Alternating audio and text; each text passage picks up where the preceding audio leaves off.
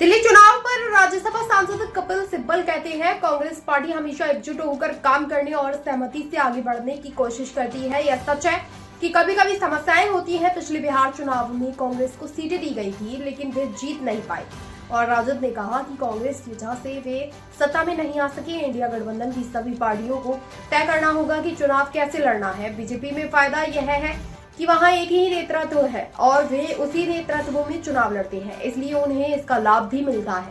उत्तर प्रदेश और तमिलनाडु में कांग्रेस ने गठबंधन में चुनाव लड़ा और इसका उन्हें फायदा हुआ। इंडिया गठबंधन को बैठकर इस पर काम करना होगा। कांग्रेस पार्टी तो हमेशा प्रयास करती है कि इकट्ठा होकर सहमति के साथ आगे बढ़े।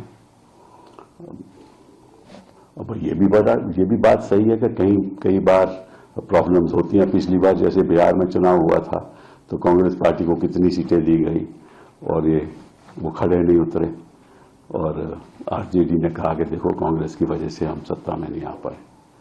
ऐसी भी बात होती है। तो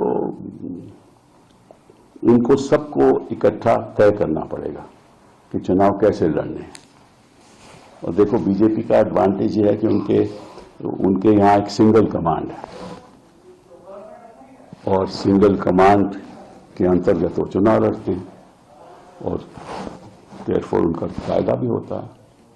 लेकिन हाँ, ये सवाल गंभीर है और मैं समझता हूँ कि देखिए जहाँ जहाँ उत्तर प्रदेश में हम अखिलेश जी के साथ, और हम नहीं, मैं तो कांग्रेस में नहीं हूँ, लेकिन कांग्रेस अखिलेश जी के साथ गठबंधन में लड़ी और फायदा हुआ।